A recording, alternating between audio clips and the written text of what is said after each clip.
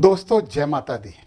आज हम वृषभ राशि के जातकों के 11वें भाव में 29 मार्च शाम को लगभग 10 बजे 6 ग्रहों का जो जमावड़ा लग रहा है एकत्रित हो रहे हैं उनकी बात करने वाले हैं। तो आगे बढ़ने से पहले मैं आपको बता दूं कि आपके लिए तो बहुत अच्छे दिन आने वाले हैं। शनि महाराज भी यहाँ पे पधार रहे हैं और राहु महाराज तो पहले से ही हैं और बाकी 4 ग्रह और आ गए और ये आपके 11वें घर यानी लाभ के घर में हैं, आपकी सामाजिकता के घर में हैं, ज्ञान के घर में हैं।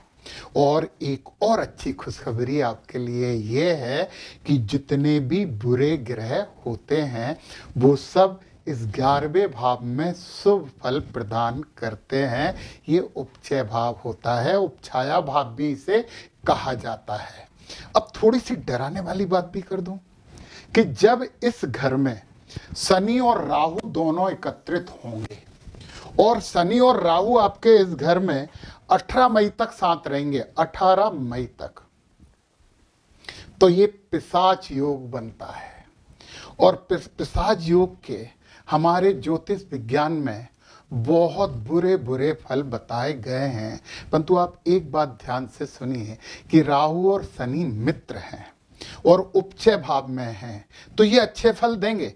परंतु यदि इनके बुरे प्रभाव होते जो कि आप पे नहीं होंगे तो आपको बहुत मानसिक तनाव होता, आपके दोस्तों से झगड़ा होता, किसी भी प्रकार के निवेश में आपको नुकसान होता और विवाद ही विवाद होते। पर ऐसा कुछ भी नहीं होगा क्योंकि ये आपके उपचय भाव में यानी 11वें भाव में। और दूसरा कारण मैं बताता हूं कि यहाँ पे शुक्र और बुध ये भी लक्ष्मी नारायण योग बना रहे हैं, ये समृद्धि का योग है। और शुक्र राहु और शनि दोनों के मित्र हैं और गुरु हैं, तो राहु और शनि अपने गुरु के सामने गड़बड़ तो नहीं कर सकते। आप कहीं पे भी मस्ती कर लो, गड़बड़ कर लो, परंतु गुरु का तो सम्मान करना पड़ता है। और ये हमारे ग्रह नक्षत्र तो नियम कायदे कानून मानते हैं और शनि महाराज तो खुद ही न्यायाधीश हैं, तो गुरु महाराज का जरा भी अपमान नहीं कर सकते। तो आपको ये जो पिशाच योग है उसके कोई से भी दुष्प्रभाव मिलने वाले नहीं हैं। आप खुश हो सकते हैं, बहुत खुश हो सकते हैं।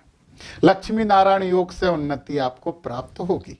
2 समस्याओं की बात बता दूं, सूर्य और चंद्र दोनों राहु के साथ हैं। इसका मतलब ये हुआ कि सूर्य तो ग्रहण भी है और चंद्र ग्रहण भी है। परंतु इसके लिए एक अच्छी बात यह है कि चंद्रमा 31 मार्च को ही यहां से निकल के आपके 12वें भाव में आ जाएंगे और 13 तारीख को सूर्य भी अपनी जगह बदल लेंगे। तो ज्यादा समस्याएं तो यहां पे भी उत्पन्न नहीं हो रही। तो फिर आप मिठाई बांटने की तैयारी कर लीजिए ना आने वाला समय। और मैं एक बात बता दूं कि ये षड्ग्रही योग केवल एक दिन के लिए है, परंतु इसका प्रभाव महीनों तक चलेगा।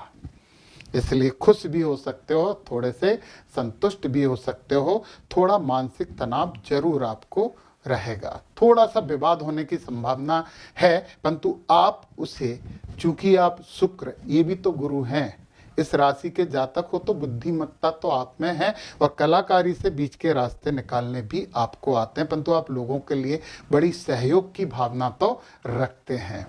तो देखिए अभी इसके साथ साथ और बात करें, केतु आपके 5वें भाव में विद्या बुद्धि और संतान का भाव है।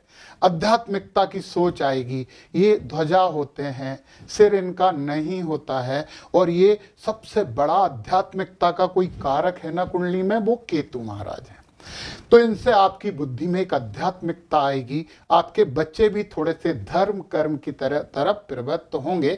शिक्षा में ये थोड़ी सी समस्या दे सकते हैं, परंतु कैसे दे सकते हैं, इतने सारे गिरे बैठ के यहाँ पे देख रहे हैं तो वो भी आपको कोई ज्यादा दिक्कत नहीं है। और देखिए ना गुरु महाराज बृहस्पति जी आपके लग्न में, पूरा व्यक्तित्व आपका गुरु में हो जाएगा। ये गुरु महाराज यहाँ पे 14 मई तक हैं और 14 मई के बाद और अच्छी जगह पहुंच जाएंगे, धन भाव में पहुंच जाएंगे। और मंगल यहां से निकल के पराक्रम भाव में पहुंच जाएंगे और मंगल तो यहाँ तीसरे घर में सबसे अच्छे होते हैं। तो आपके लिए रोज दीपावली मनाने के अवसर तो उत्पन्न जरूर होंगे, परंतु उसके लिए आपको हनुमान चालीसा का पाठ करना चाहिए। बहुत शुभ होगा यदि आप ये करेंगे।